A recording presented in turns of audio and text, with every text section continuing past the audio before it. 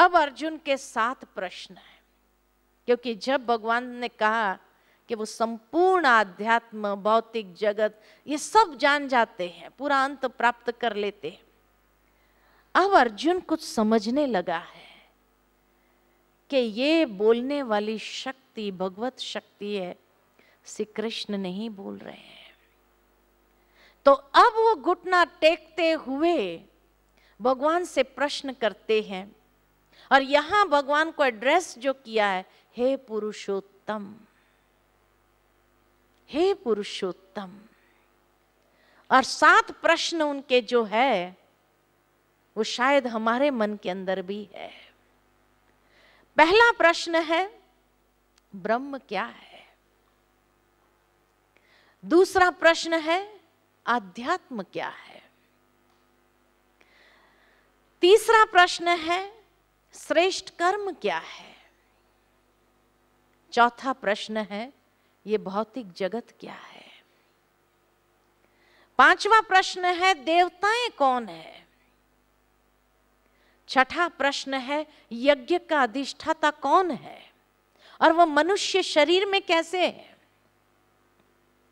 और 7वां प्रश्न है, मृत्यु के समय आत्म संयमी आपको कैसे जान सकते हैं? ये 7 प्रश्न कहीं न कहीं हमारे मन में भी है, जिसका उत्तर हम खोज रहे हैं लेकिन मिल नहीं रहा है। अब भगवान ने उसका उत्तर क्या दिया है? कितना स्पष्ट और सटीक एक लाइन के अंदर एक एक प्रश्न का उत्तर दिया है। आज अगर यही प्रश्न किसी महात्मा से पूछा जाए तो शायद इतना लंबा लेक्चर मिलेगा, लेकिन फिर भी समझ नहीं पाएंगे। तो पहला प्रश्न, ब्रह्म क्या है? तो भगवान कहते हैं, जो अक्षय है, अविनाशी है और दिव्य तत्व है, जिसका विधान कभी नहीं बदलता है, वह ब्रह्म महतत्व है। परमेश्वर को इसीलिए कहा जाता है पार ब्रह्म परमेश्वर। पार, ये 5 तत्वों की दुनिया से पार, ब्रह्म में निवास करने वाला ईश्वर। तो उस दुनिया के विषय में भगवान स्पष्ट करते हैं, अक्षय, जो क्षय नहीं प्राप्त कर। ये भौतिक दुनिया परिवर्तनशील है, लेकिन वो ब्रह्म महतत्व अक्षय है, अविनाशी है और दिव्य तत्व है, जिसका विधान कभी नहीं बदलता है, जो सदा काल शाश्वत है, वह ब्रह्म महतत्व है। दूसरा प्रश्न, आध्यात्म क्या है? तो बहुत सुंदर सटीक जवाब भगवान देते हैं कि जो आत्मा और परमात्मा के ज्ञान के अध्ययन द्वारा माया के अधिपत्य से निकलकर आत्मा के अधिपत्य में, यानी स्व के भाव में स्थित होकर उन्नति को प्राप्त करता है, वही आध्यात्म है। सिंपल शब्द में अगर मैं कहूं, आध्यात्म अर्थात अध्ययन द्वारा आत्म उन्नति प्राप्त करना। अध्ययन किस चीज का?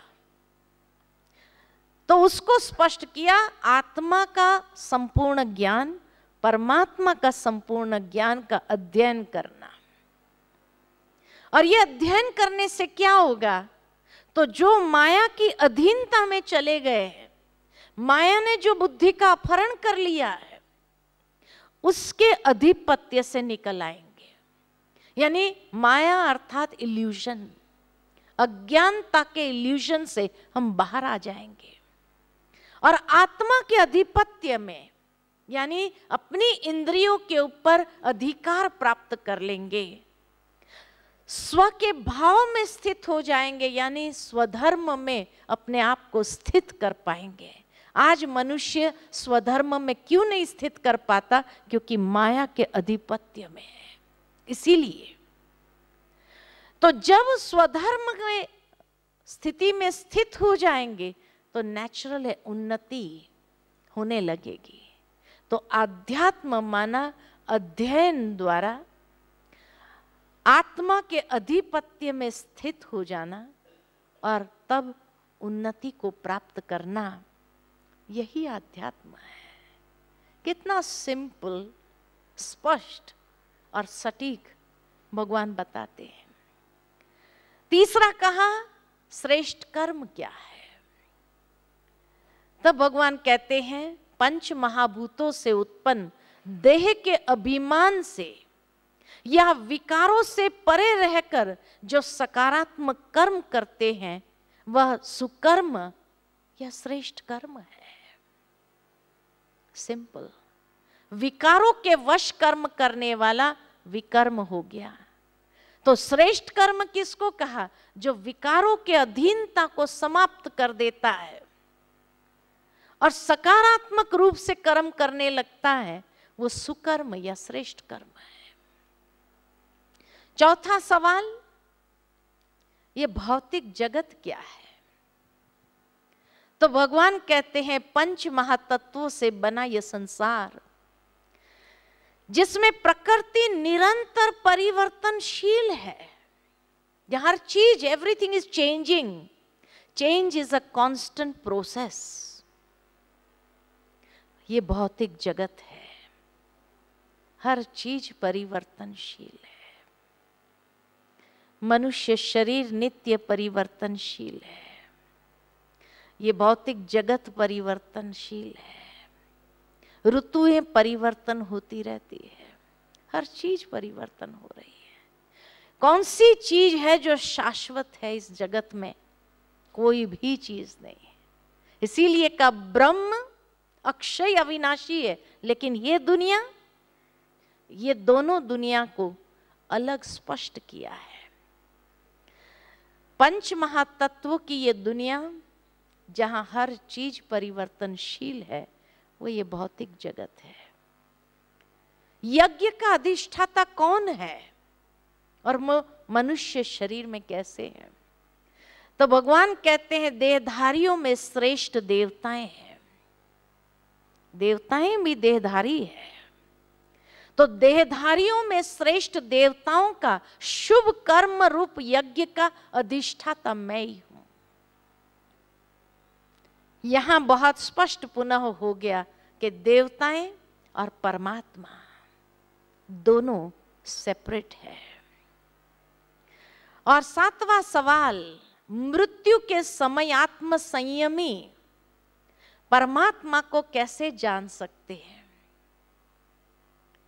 तब भगवान कहते, जिसने जीवन भर जो अभ्यास किया हो उसे अंत काल में वही स्मृति रहती है। और जो अंत काल में मेरी स्मृति में रहकर देह त्याग करता है वह मेरे सानिध्य में आ जाता है।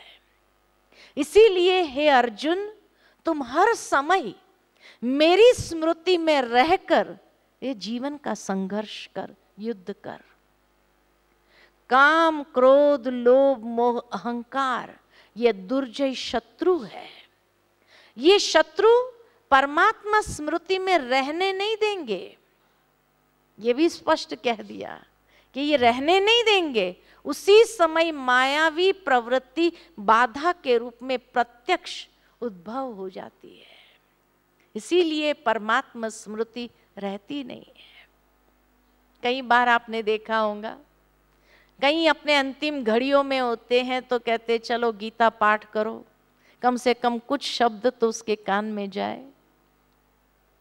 लेकिन उस समय गीता पाठ भले चल रहा हो, एक भी शब्द अंदर जाता नहीं, क्योंकि जीवन भर जिसने जो अभ्यास ही नहीं किया हो तो कैसे वो शब्द कान पर पड़ेंगे।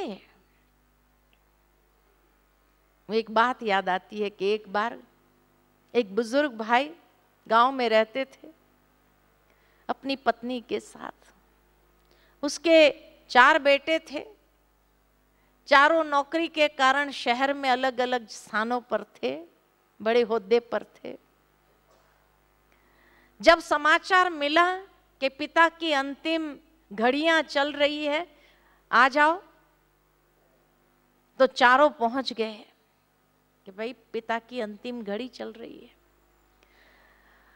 पिता को तो नीचे लेटा दिया गया था कि कभी भी जा सकते हैं। अभी पिता ने चारों बच्चों को देखा, आंखें खुली थी, चारों बच्चों को देखा और देखने के बाद पता नहीं कुछ इशारा करने लगे, क्योंकि वाचा चली गई थी। तो इशारा करने लगे, दरवाजे के बाहर हाथ दिखाते हुए इशारा करने लगे। लड़कों ने सोचा जरूर पिता ने कोई धन दबाया है गुप्त रूप में, आज दिन तक जिसको किसी के सामने कहा नहीं, और लास्ट में हमें ये बताना चाहते हैं, लेकिन वाचा ही चली गई। इसलिए इशारा कर रहे हैं बाहर, हो सकता है खेत में कुछ हो, लेकिन मालूम तो पड़े कि क्या कहना चाह रहे हैं। तो चारों बेटे डॉक्टर को बुला करके ले आए और कहा कुछ भी करो, इसकी वाचा आनी चाहिए। वो कुछ कहना चाह रहे हैं, हमें इशारा कर रहे हैं बार बार। डॉक्टर ने कहा कि भाई अभी उसकी वाचा चली गई है, अभी हम तो क्या कर सकते हैं। कहा नहीं कुछ तो होगा। तो डॉक्टर ने कहा एक इंजेक्शन है लेकिन बहुत महंगा है। कहा कितना भी महंगा हो लगाओ। 10,000 का एक इंजेक्शन, लेकिन गारंटी नहीं वाचा आ भी सकती है, नहीं भी आ सकती है। तो कहा कोई बात नहीं, 10,000 का इंजेक्शन हो लगाओ। 10,000 का इंजेक्शन मंगाया, लगाया और वाचा आई। तो पिता ने बाहर इशारा करते हुए कहा वो बकरियां सारा अनाज खा रही है, और आंखें बंद हो गई। अब जिसने जीवन भर बकरियों का, अनाज का, खेत का ये सब करते, चारों बेटे हाथ रखकर कहने लगे, जाते जाते भी 10,000 का फटका मार के गया।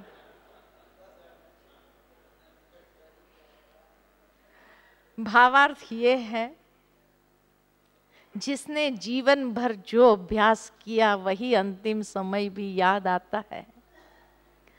और इसीलिए जब उसने चारों बेटे को देखा और दरवाजे से बकरियों को देखा कि सारा अनाज, अब जिसने मेहनत करके सारा अनाज इकट्ठा किया और बकरियां खा रही, उसको कैसे देखा जाएगा। तो इशारा बार बार कर रहा था, वो बकरियों को हटाओ, माना वो अनाज खा रही है सारा अनाज। लेकिन बेटों ने समझा कि कुछ बताना चाहते हैं, भले 10,000 का इंजेक्शन लगा दो। अब सोचने की बात है, तो भगवान को जब याद करेंगे तो उसके सानिध्य में सहज जाएंगे। बाकी अंतिम समय जिसकी स्मृति रहेगी तो उसी गति के, उसी से ही गति होगी, तो प्राप्ति क्या होगी, दूसरा जन्म कैसा होगा, ये भी समझ सकते हैं। इसलिए भगवान कहते ये काम, क्रोध, लोभ, मोह, अहंकार, यही तो दुर्जय शत्रु है जिसके सामने हमें युद्ध करना है। और अंतिम समय ये मायावी प्रवृत्ति बाधा के रूप में भयंकर उद्भव हो जाती है, प्रत्यक्ष सामने आ जाती है। और जैसे ही ऐसी स्थिति होती है, अब भगवान पुनः अर्जुन को उस विषय पर ले आते हैं कि हर अर्जुन मेरा वास्तविक स्वरूप क्या है।